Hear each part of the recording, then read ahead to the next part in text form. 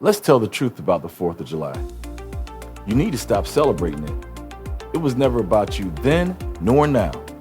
PowerNomics wants you to study the truth about blacks here in America and learn that the 4th of July is more than just hot dogs, hamburgers, beans, liquor, and fireworks. Next week is a perfect opportunity to concentrate on black people and what your life here in America really consists of. We want to ensure your success at doing so. Therefore, we're offering our 5-book library pack, normally priced at $99 at a 50% discount during the period of June 29th through July 5th, 2024.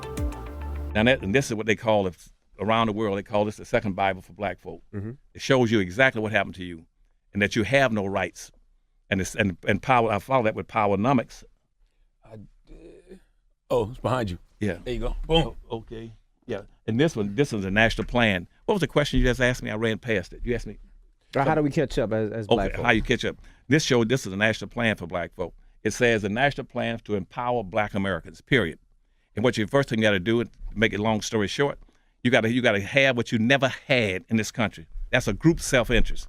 You've been inculcated and coordinated and brainwashed and believing that you got some obligation and responsibility to save the world. You got to save everybody first before you save yourself. Now, I'm a pilot. I don't fly anymore. I'm too old to be flying. But one of the first things I would tell people on my plane as passengers, the first thing you do, if we lose cabin pressure at 30,000 feet, we don't have any cabin pressure at night over 10,000 feet.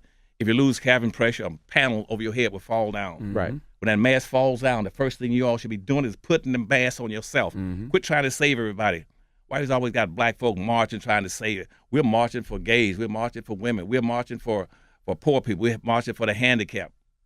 And yet you only control 1/2 of 1% of wealth. You haven't got a snowball's chance. And in the end of slavery, as I said, you had 1/2 of 1%. Guess what? The average white person at that point in time had 3,500 times more wealth than the average black. That means that 99% of everything in this country was in the white society, and it's still in the white society. I don't care from Vermont all the way to California, San Diego. 98% of everything of value is locked in the white society. 87% of it's frozen, locked into white society. You can't get it out. So all you got to compete for is about 13% is up for grabs. Mm. And if black folk don't learn how to compete for that 13%, you are through. And right now, that's what's happening around the world. You see all these, we're going to implode in this country. Same thing happening in Germany with the Jews. And there was a book out called Hitler's Willing Execution to say the same thing. When certain kind of things began to happen to you as a group, you better be very careful.